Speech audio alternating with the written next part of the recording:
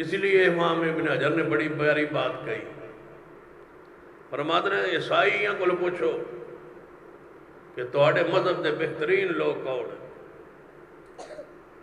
تجربہ کر لو، عیسائی کہن گے ساڑھے مذہب دے بہترین لوگ عیسیٰ ابن مریم کے حواری ہیں۔ یہودیوں سے پوچھو تواڈے مذہب دے بہترین لوگ کون ہیں، تو وہ کہیں گے ہمارے نبی موسیٰ کے ساتھی۔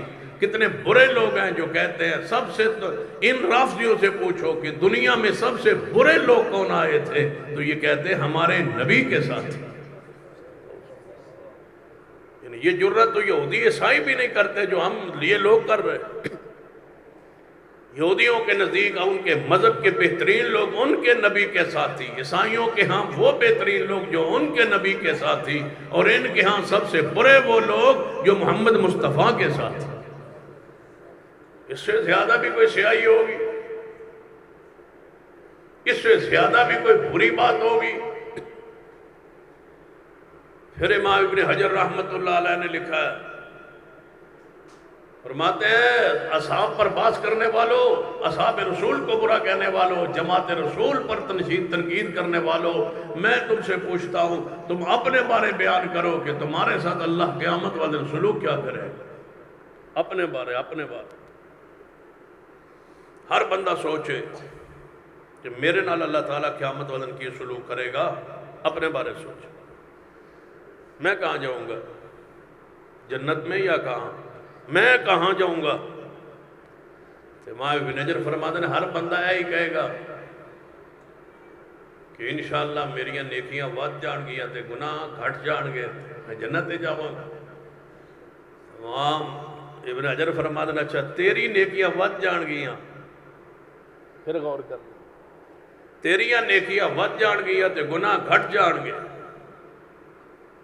انہوں نے برا کہنا انہوں نے نیکیاں تیرے نال بھی گھٹ ہون گی۔ جنہوں نے برا کہہ رہے ہیں تیرے نیکیوں سے ان کی نیکیاں بھی کم، تیری نیکیوں سے ان کی نیکیاں کم ہوں گی۔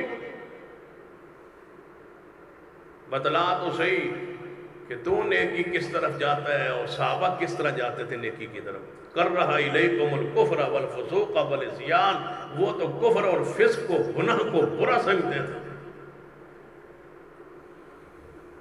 تیرے ہاں تو گناہ کرنا آسان ہے، نیکی کرنا مشکل ہے۔ صحابہ کرام کے لیے گناہ ناپسند تھا، نیکی کرنا آسان تھا۔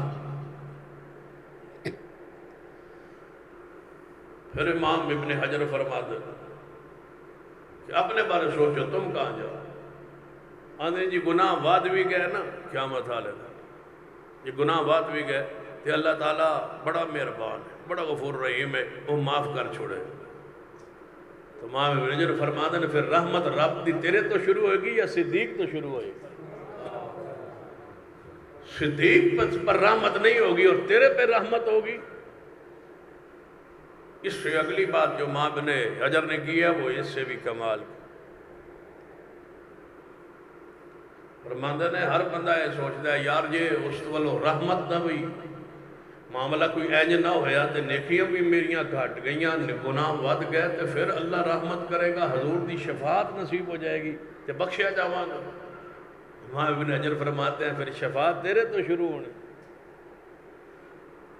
14ویں صدی کا، 15ویں صدی کا، 13ویں صدی کا، 12ویں صدی کا رافضی یہ کہے کہ بخشش میرے سے شروع ہوگی، رحمت میرے سے شروع ہوگی، نہیں، جو کچھ قیامت والے شروع ہوگا وہ صدیق سے شروع ہوگا۔ رحمت بھی اسی سے آغاز ہوگا، رب کی رحمت کا آغاز بھی صدیق سے ہوگا، کیونکہ اس امت کا پہلا نمبر کس کا ہے؟ صدیق کا ہے۔ اس امت کا ایک صدیق ہے، اس امت کا آغاز صدیق ہے، اس امت کا اول صدیق ہے، اس امت کی گنتی کا ایک صدیق ہے۔ صدیق سے امت شروع ہوتی ہے، پیغمبر ہیں اور پیغمبر کے بعد پیغمبر کی امت شروع ہوتی ہے۔ امت کا پہلا نمبر، امت کا ایک، امت کی عقائد، امت کا آغاز، امت کا اول، امت کی اساس صدیق ہے، دو ہو ہی نہیں سکتے جب تک ایک نہ ہو، پہلے ایک ہوتا ہے گنتی میں، پھر دو ہوتے ہیں، دو ہو ہی نہیں سکتے جب ایک ہوں، تو ایک اس امت کا صدیق ہے، دوسرا تب ہے، حضرت عمر تب ہے جو صدیق ہے، عثمان تب ہے جو صدیق ہے، علی تب ہے جو صدیق ہے، اس امت کا آغاز ہی صدیق سے ہوتا ہے، صدیق کے بغیر مجھے امت شروع کر کے دکھاؤ، بتاؤ اس امت کا ایک کون ہے؟ کہاں سے یہ امت شروع ہوتی ہے؟ صدیق کو برا کہنا ہے، کوئی آخر شرم کی، حیا کی، کوئی غیرت کا، کوئی حق بھی ہے نہ، اس کی حیثیت بھی ہے نہ، اس کا کوئی بھی درجہ ہے؟ کبھی سوچا ہے کس کو برا کہہ رہے ہیں؟